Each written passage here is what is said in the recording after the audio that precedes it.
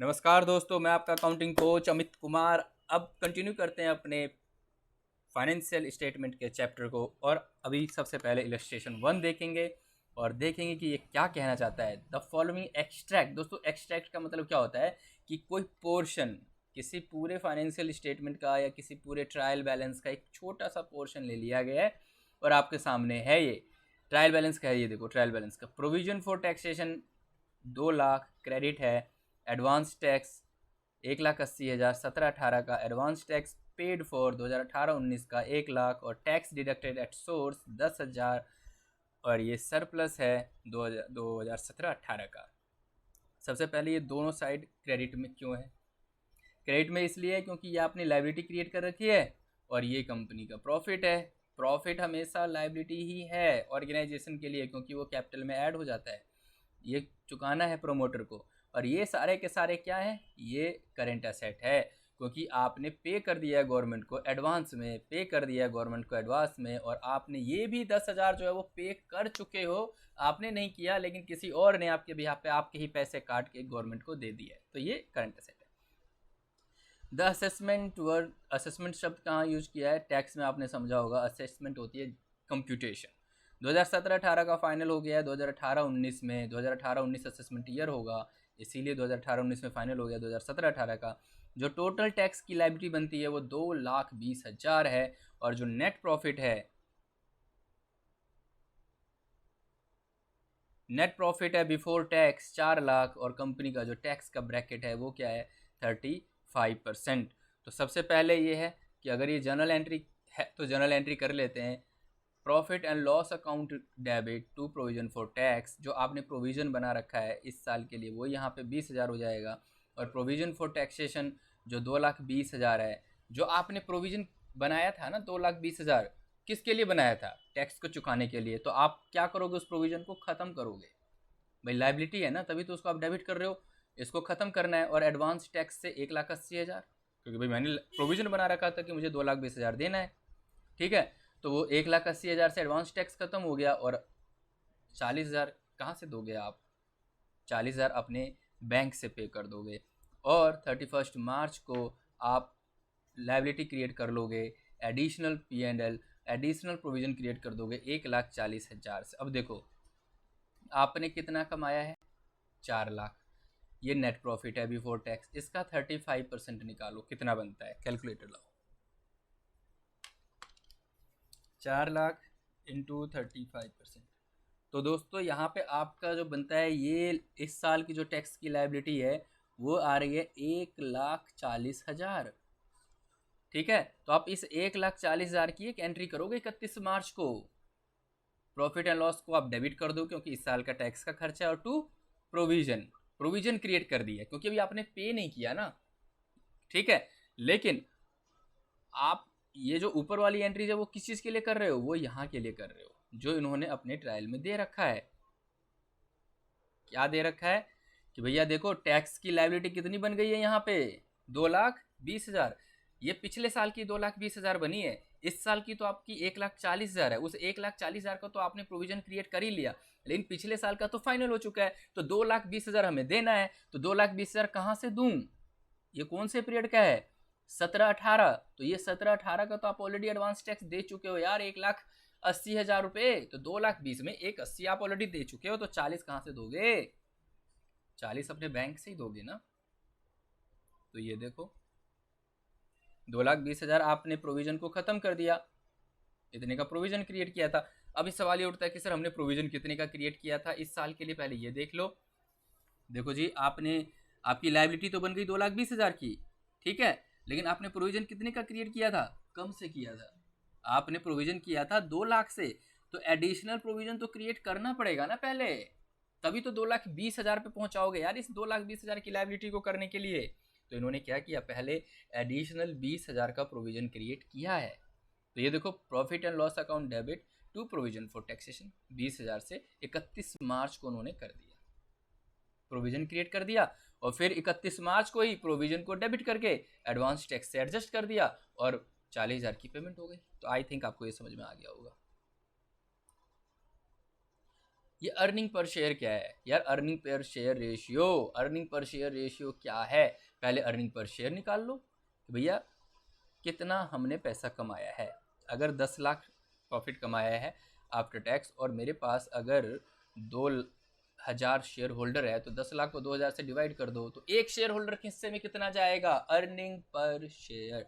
मान लो कि आप कहीं काम करते हो, तो 30 दिन के बदले आपको कितनी सैलरी मिलती है, उस सैलरी को 30 दिन से डिवाइड कर दो, तो अर्निंग पर डे आ जाएगा। तो यही सारी चीज़ है। तो अब इसी का रेशियो निकालना है, तो भैया कुछ नहीं है, अर्निंग पर शेयर में भी calculated earning available to equity share holder divide by number of equity share. तो देखो जी, कंपनी के पास प्रॉफिट 1 लाख है, 2,000 उसके शेयर्स हैं, तो 1 लाख को 2,000 से डिवाइड कर दिया, तो अर्निंग पर शेयर कितना हो गया? 50 रुपये। चलो जी, चलिए ये समझ में आ गया सर। आगे चलते हैं। 6.9 डिवीजन 2 इंड एएस शेड्यूल 3। ये इंड एएस क्या? इंडियन अकाउंटिंग स्टैंडर्ड है, उसका शेड्यूल 3 ये क्या कहता है कि भैया financial statement includes balance sheet statement of changes in equity for the period. मतलब कि अगर कोई शेयर होल्डिंग में अगर कोई चेंज हुआ है, तो मुझे वो दिखा दो स्टेटमेंट ऑफ चेंजेस बना के। Financial statement of P&L account for the period and notes. उसके बाद आगे क्या बोल रहा है वो? Cash flow statement shall be prepared in accordance with the relevant Ind AS. Cash flow statement भी अकाउंटिंग स्टैंडर्ड से बना देना, इंडियन अकाउंटिंग स्टैंडर्ड से, ठीक है। और अकाउंटिंग स्टैंडर्ड के बारे में बता दिया गया है कंपनीज एक्ट 2013 में कि आपको इसको फॉलो करना है। अब अगला इलस्ट्रेशन है, वो क्या दे रखा है ये देख लो पहले। ये है क्या? ट्रायल बैलेंस है क्या? ये prepare the balance sheet, balance sheet prepare करना है, ठीक है जी। पर्टिकुलर्स दिए गए हैं 31 March as required by the part 1 of schedule 3 के हिसाब से आपको बैलेंस शीट बनानी है। तो इसने तो आपको क्या दे दिया? ये तो ट्रायल बैलेंस है। बैलेंस शीट बनाने के लिए क्या चाहिए? Trial balance. इसी से तो आप P&L बनाओगे, इसी से आप बैलेंस शीट बनाओगे, इसी से आप कैश फ्लो बनाओगे।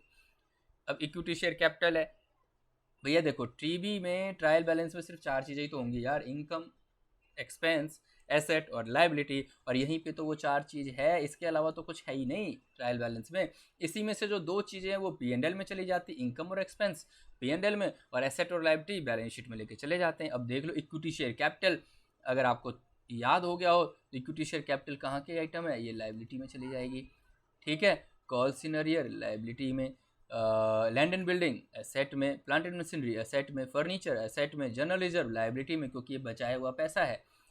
Loan from state financial corporation stock. अब बताओ ये जो है लोन लिया हुआ है, तो लोन कहाँ है? लाइबिलिटी में। सॉरी, ये रहा लोन 7,50,000, ये कहाँ चले जाएंगी? ये असेट लाइबिलिटी में चली जाएगी, ठीक है। आगे चलते हैं। और क्या है? रॉ मटेरियल असेट है, तो 12,50,000 क्या असेट हो जाएगा। सन्डी डेटर असेट है। एडवांसेज लाइबिलिटी है, किससे है? एडवांसेज के बारे में पढ़ना पड़ेगा, क्योंकि ये अगर लाइबिलिटी है वो क्रेडिट साइड में, ये एडवांसेज दिया है तभी ये डेबिट साइड में असेट है। ये हमने किसी को एडवांस दिया है, ठीक है। Profit and loss account 5 lakh profit है ये, तभी ये क्रेडिट साइड में आ रहा है।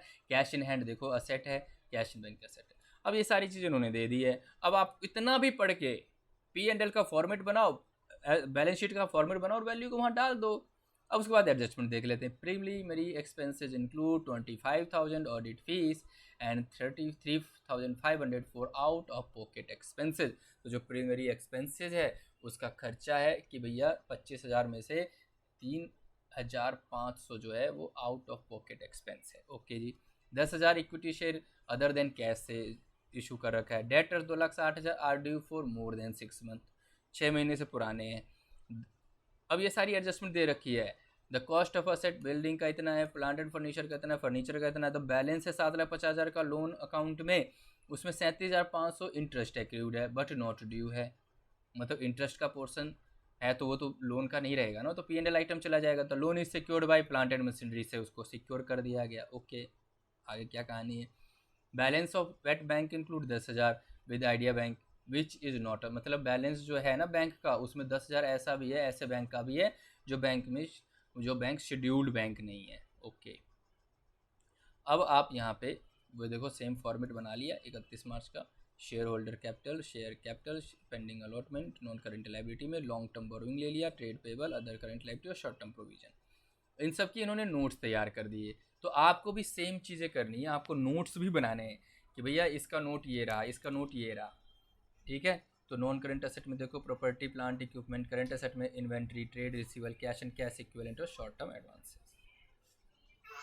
अब देखो यहाँ पे इन्होंने क्या किया है, नोट्स बना दिए कि देखो जी इक्विटी शेयर कैपिटल 50 लाख का है, लेकिन जो कॉल सीनरियर है ये पैसा अभी आया नहीं है कंपनी के ऊपर, इसीलिए 49,95,000 की लायबिलिटी है। जनरल रिजर्व तो 10,50,000 है, ये जो 5 लाख है सरप्लस उसमें ऐड हो जाएगा, लेकिन जो प्रीलिमिनरी एक्सपेंसेस है वो ख़त्म कर देंगे हम, तो फिर ये टोटल नेट आ जाएगा तो 14,83,000। लॉन्ग टर्म बोरोइंग में देखो एडजस्टमेंट कर दिया उन्होंने कि जो plant and machinery secured by authentication as में जो इंटरेस्ट पोर्शन है वो यहाँ से हटा दिया, ठीक है, अनसिक्योर्ड लोन ले लिया। अदर करंट लायबिलिटी में interest accrued but not due on loan, तो ये यहाँ आ जाएगी क्योंकि वो यहाँ से घट गया लॉन्ग टर्म में और ये अदर करंट एसेट में आ जाएगा, करंट लायबिलिटी में। फिर प्रोविजन फॉर टैक्सेशन ले लिया, short term provision. Land and building से डेप्रिसिएशन घटा दिया, प्लांट एंड मशीनरी से डेप्रिसिएशन घटा दिया, फर्नीचर बिल्डिंग से डेप्रिसिएशन घटा दिया। तो ये सारी चीज़ें हैं जो यहाँ इन्होंने कर दिया है। इन्वेंट्री देख लो, रॉ मटेरियल और फिनिश गुड्स सारा ले लिया एक साथ में, ठीक है। ट्रेड रिसीवेबल में देखो इन्होंने अलग अलग कर दिया, जो 6 महीने से ज़्यादा उसकी अलग प्रेजेंटेशन कर दी, 6 महीने से कम वो लिखा था ना नोट्स में कि भाई 6 महीने से ज़्यादा आउटस्टैंडिंग है, तो यहाँ कर दिया। कैश एंड कैश में शेड्यूल बैंक के साथ है वो अलग कर दिया, अदर बैंक के साथ है वो अलग कर दिया, प्रेजेंटेशन है सारा का सारा। और कैश इन बैंक ये आपकी एसेट हो गई, ठीक है। तो ये क्या है, एज पर पैरा 56 को A26 primary expenses are not shown in the balance sheet, primary expenses नहीं दिखाया जाता, उन्होंने दिखाया है लेकिन नोट्स में लिख भी दिया। चलो जी बैलेंस शीट बन गई। नाउ इलस्ट्रेशन 3, अब इसमें बुक्स में ये आ रहा है, अब आपको यहाँ से डेबिट बैलेंस और क्रेडिट बैलेंस सारा दे दिया है, अब आप इस पर बना दो। तो आप ट्राई करो 2 से 3 क्वेश्चन करना, सारे के सारे एडजस्टमेंट को देखना कि एडजस्टमेंट क्या है। आप बिलीव करो कि आप 2 से 3 बार इस वीडियो को देख के बैलेंस शीट के फॉर्मेट को देखते हुए जब आप इसको बनाने की कोशिश करोगे तो आप ये क्वेश्चन 100% अटैम्प्ट करना ही करना है इस क्वेश्चन को, क्योंकि इसको ये क्वेश्चन आएगा भी तो ज़्यादा नंबर का आएगा। और आपको फॉर्मेट बना के चीज़ें अपने डाल भी दी, कुछ एडजस्टमेंट्स के बारे में एक्सप्लेनेशन भी दे दिया, तो आपको नंबर मिलने ही मिलने हैं, ठीक है।